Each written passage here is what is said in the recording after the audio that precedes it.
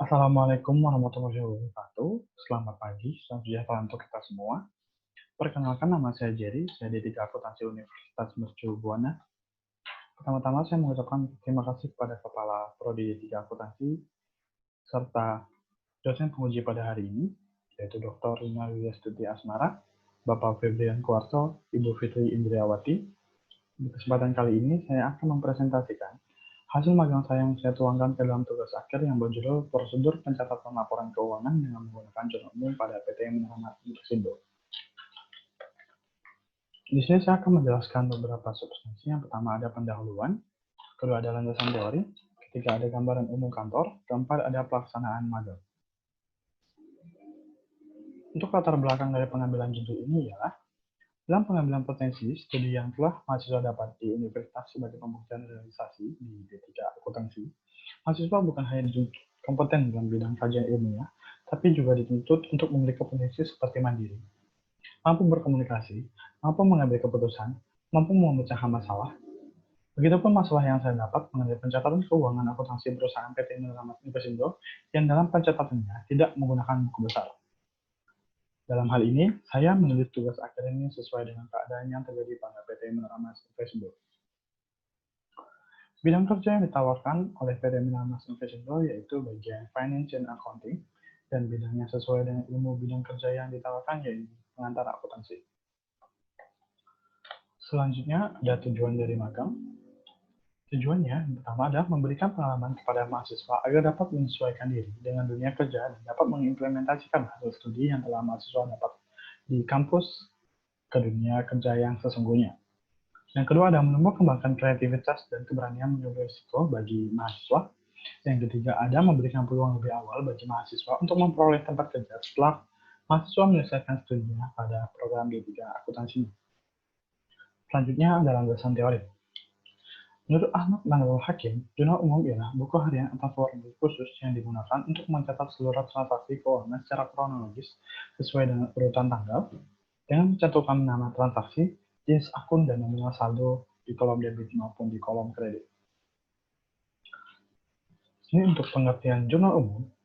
Menurut web yang saya baca, jurnal umum adalah sebuah jurnal yang digunakan untuk mencatat semua jenis bukti transaksi keuangan dari setiap transaksi suatu perusahaan dalam periode tertentu.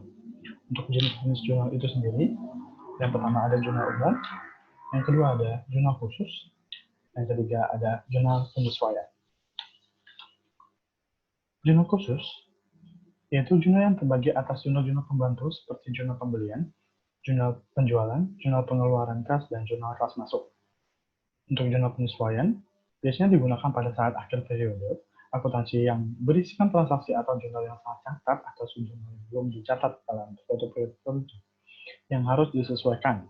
Biasanya yang disesuaikan adalah penyusutan terhadap aktiva dan beban. Selanjutnya ada siklus akuntansi. Pertama-tama, melakukan identifikasi transaksi. Selanjutnya, melakukan analisis terhadap transaksi tersebut lalu dituangkan ke dalam jurnal umum. Lalu dalam buku besar, lalu kita mendapatkan neraca sebelum disesuaikan. Lalu kita melakukan atau memasukkan jurnal dari neraca sebelum disesuaikan dengan memasukkan ke dalam jurnal penyesuaian. Lalu dapatlah neraca setelah disesuaikan. Dari neraca setelah disesuaikan, kita akan mendapatkan 3 laporan keuangan. Yang pertama ada income statement, yang kedua ada return earning, yang ketiga adalah statement of financial position. Selanjutnya, untuk gambaran umum kantor, PT Minahasa Intrasindo atau yang lebih disingkat dengan PT MII merupakan bagian dari PT Minahasa Future, adalah perusahaan berbentuk perseroan terbatas yang bergerak dari industri perdagangan berjangka komoditi atau yang disingkat dengan PBK, telah mendapatkan izin menjadi anggota KRILI pada tanggal 13 April 2004 dari Bapepti. Berikut nomor-nomor registrasinya, yang pertama dari Bapepti, kedua dari BJJ, yang ketiga dari KBI. PT Minahasa Intrasindo beralamatkan di Aksa Tower, lantai 38, Kuningan City, Jalan Profesor Dr. Satrio, Kaving 18, Jakarta. Struktur organisasinya, PT Meramas Investendo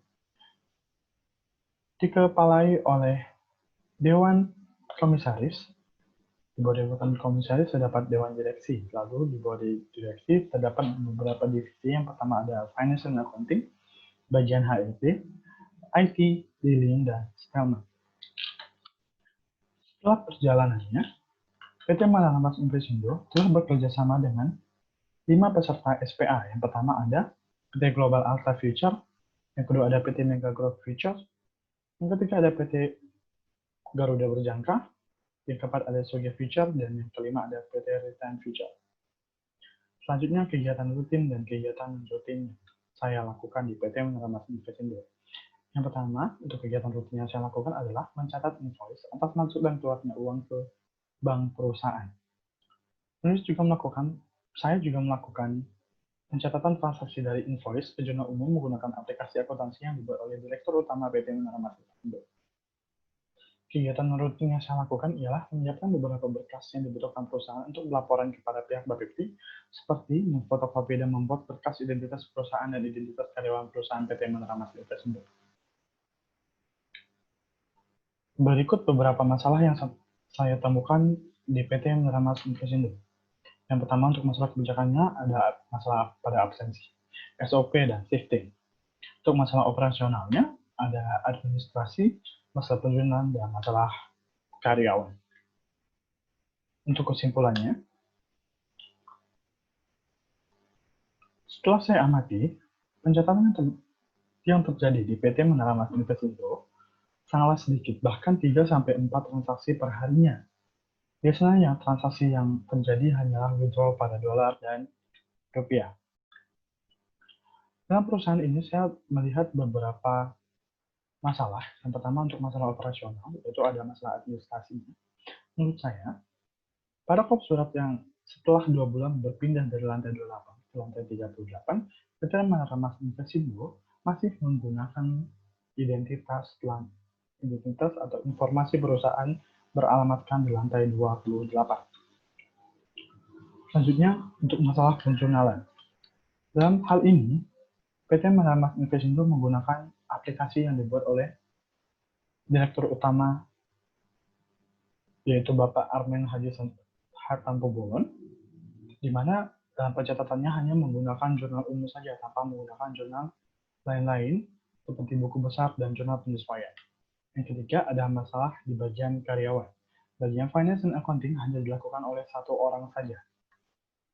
Untuk masalah kebijakannya, di bagian absensi, di sini karyawan sangat leluasa dan sangat fleksibel saat mereka datang maupun pada mereka pulang. Mereka tidak menentukan jam sesuai dengan jam operasional kantor. Kedua, ada SOP. Tata tertibnya yang saya temukan sangat tidak dipatuhi, dikarenakan saya sering melihat pegawai tertidur dan bermain gawai pada saat jam bekerja. Untuk masalah shiftingnya, di bagian IT terdapat 3 orang karyawan, namun hanya dibagi menjadi 2 shifting saja. Selanjutnya ada saran. Di sini saya membagi 2, saran untuk penulis dan saran untuk PT Meramas Investendo. Saran untuk penulis, seharusnya saya lebih aktif dan berinteraksi dengan accounting yang ada baik di universitas maupun di luar dan maupun di dalam perusahaan. Untuk PT Meramas Investendo, menurut saya, yang pertama, untuk masalah kebijakan, untuk masalah absensi, pemasangan CCTV dan penempatan fingerprint untuk absensi sangat efisien dan dapat digunakan untuk mengkontrol karyawan yang tidak taat pada jam masuk maupun pada jam keluar. Selanjutnya, untuk ada masalah SOP, pihak manajemen seharusnya rutin mengevaluasi kinerja karyawan dari tiap karyawan yang bekerja dan seharusnya ditetapkan SOP yang jelas tentang aturan dan norma yang harus dilakukan di dalam jam kerja. Untuk masalah shifting, seharusnya bagian IT dibagi menjadi 3 shifting karena IT tidak bisa ditinggalkan. Untuk masalah operasionalnya sendiri, untuk di bagian administrasi, menurut saya, seharusnya pihak manajemen lebih mempersiapkan alamat perusahaan yang berada pada kop surat dari jauh hari. agar tidak terjadi kesalahan pemberian informasi kepada pihak eksternal perusahaan. Untuk masalah karyawan, sebaiknya PT Metamas Investment memberikan atau menambah satu lagi karyawan di bagian finance dan accounting, karena semua transaksi dan kegiatan keuangan baik keluar masuk dan pengambilan rekening koran yang dilakukan oleh hanya satu orang saja. Untuk masalah penjurnalan, menggunakan buku besar, karena buku besar merupakan bagian dari laporan keuangan. Buku besar mencatat perubahan-perubahan yang terjadi pada suatu akun yang disebabkan oleh adanya sebuah transaksi dan besar dapat mempermudah perusahaan ketika perusahaan ingin melihat atau mengetahui adanya perbedaan atau tidak. Jadi semua data keuangan yang masuk. Sekian presentasi saya hari ini. Saya mengucapkan terima kasih banyak. Wassalamualaikum warahmatullahi wabarakatuh.